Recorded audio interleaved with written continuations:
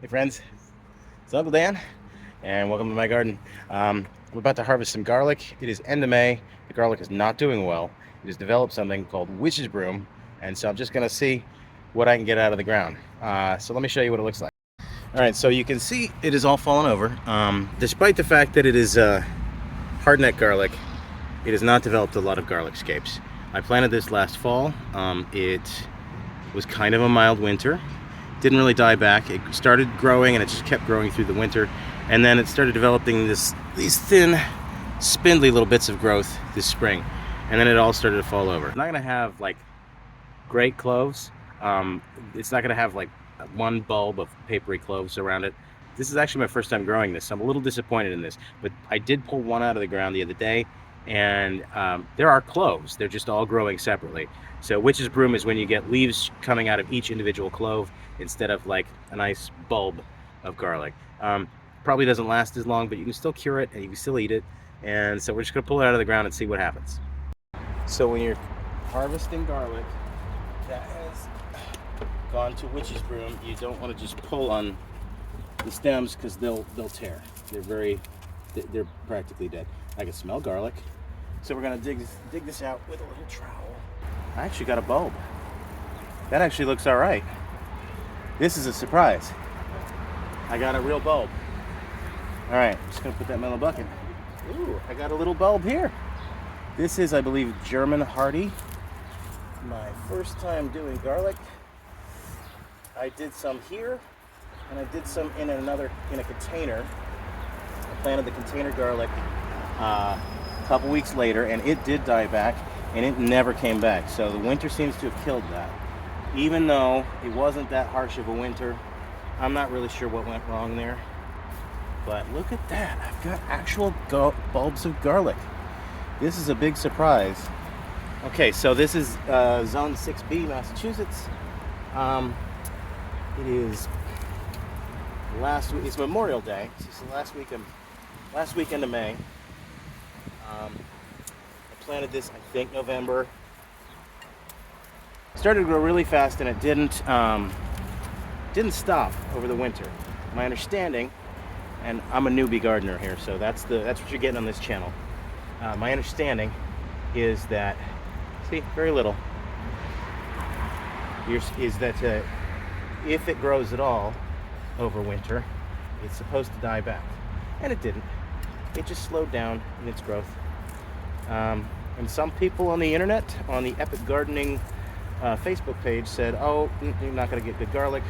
Other people said, no, it's fine. It doesn't have to die back. Well, apparently it doesn't have to die back, although it did develop this weird witch's broom condition. But now I've got garlic. I use garlic a lot. I am the cook in the family. And yeah, okay, so this one you can see there's no paper around the clove. You can just see there's growth coming off of each individual clove. So that is what you get with the witch's broom, with all these little leaves there. So I think witch's broom can happen for a couple of reasons: fluctuating temperature and also too much nitrogen. And I don't think there's too much nitrogen here, but we have had some fluctuating temperatures this spring. Let me move over here. I'm just putting everything in this bucket, and I will leave it somewhere dry for a few days to cure, and then we'll have garlic. This is very exciting. Now this one is just all individual cloves. This is all still edible. It's fine. It just won't store as long. Maybe let's get a big one. Let's get a big one. Come on. Ooh. Okay, so this is almost a head. A little bit of a gap in there.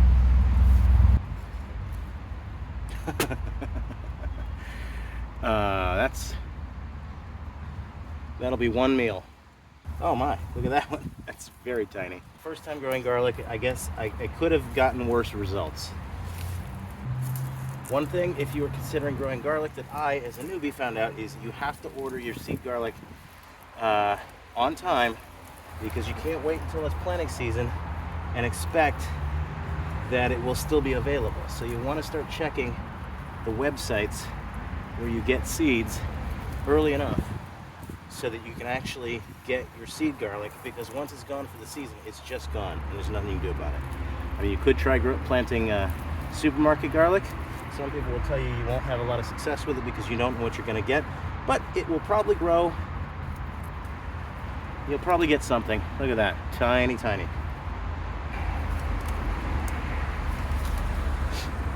Very little. That's all right. Well, well, well. That smells really good. Now we got all this garlic. It has to cure or it will not do so well. It won't keep if you don't cure it. So what you do is you just lay it out flat someplace where it won't rain for a few days to a week and let it dry out. All right, now I have to figure out what else I'm going to plant in this bed. I hadn't really anticipated harvesting this early, but I got another bed to fill. So I got a lot of seeds, and I guess I'll just see what I can come up with.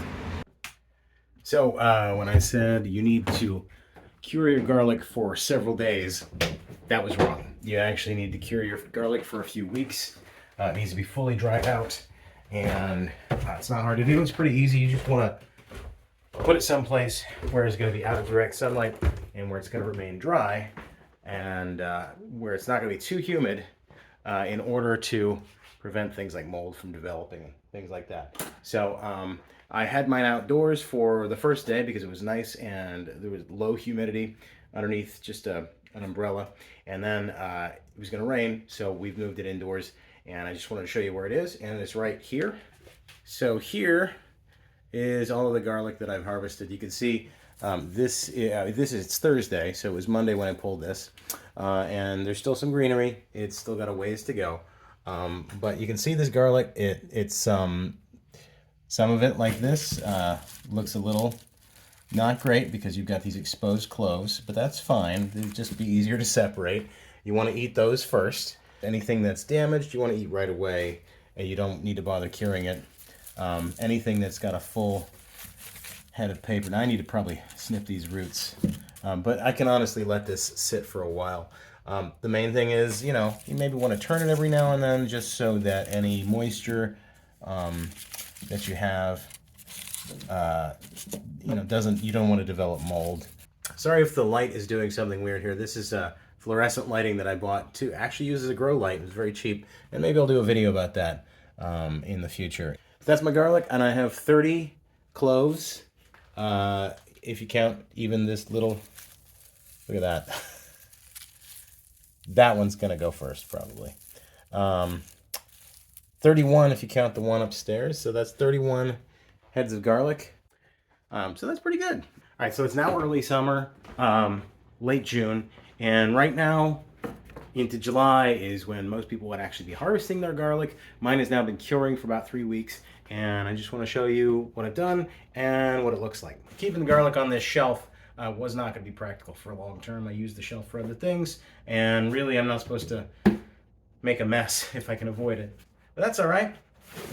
Got everything in a cardboard box. I'll just let the garlic stay in the box until I need it, and it'll stay nice and dry, and will continue to cure over the weeks and months until I need it.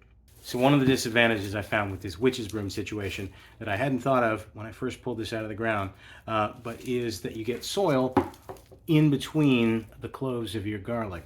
Of course, with a normal head of garlic, you grow that skin around there that then dries to a nice paper, and that keeps all of the dirt out between your bits of garlic. So all you really have to do is brush off the soil off the outside. If you're growing soft neck garlic, you can actually peel off a layer while it's still green and soft, and then let it cure, and then you will have clean white garlic. But at least you're not going to have soil in between the cloves there. Dealing with it is pretty easy. Basically, I trim off the excess roots, trim off the stem, and then I have a head of garlic that I could just keep in the box and let it continue to dry. As it dries and cures over the weeks, it will develop stronger garlic flavor, and of course it will be less prone to rot because you want to store your garlic for some time. Now, hardneck garlic will keep for about 6 to 9 months, and soft neck garlic you can keep for 9 months to maybe a year or more. It's one advantage that soft neck garlic has over hardneck is that it keeps for longer. But of course, with hardneck garlic, usually, if it grows well, you get those garlic scapes, which are nice, and you can saute them. Of course, you do want to cut them before they start to straighten out, because You want the energy to go into the bulbs themselves instead of into the flowers. Next year, I am going to grow garlic again, and I'm going to try a couple different varieties. I mentioned German Hardy, which grows really well here in Massachusetts. Probably going to try and grow some of that. I might even try some soft neck garlic. There's a variety of soft neck garlic I found on it's either Burpee or Baker Creek, and it's a soft neck variety that's available in the spring. Hardneck garlic needs to overwinter, so it has to go through a cold period, so you order it and plant it in the fall. Softneck garlic you can plant in the springtime, and if you live in the south, you want to mostly probably go for softneck garlic because you're not going to have a cold winter. In the north, hardneck garlic tends to do better. If you're sort of in the middle of the country, you could probably do both. I think I can get away with doing softneck garlic if I plant it at the right time of year, so like early spring, which is my plan. So this worked really well. The other thing I really like about growing garlic is that rabbits, mice, rats, chipmunks don't eat it. We have a lot of rabbits around here. It's Bunny City, and we also have very small rats or very large mice. And last year they ate all of my tomatoes, every single tomato. It was so frustrating. I had everything nicely trellised up, but every single time one of my tomato plants produced a fruit and it started to get a little bit of color, just turn a little bit rosy, something would climb up there and eat half the fruit and leave the rest of it dangling. So it was very frustrating. Chipmunks ate all my strawberries. The cucumbers were great. I'm doing more cucumbers this year. All right, at this point I'm rambling. So that's my garlic. If you liked the video and you want to follow a newbie gardener and learn from my mistakes, hit the like and subscribe button. I'll catch you next time.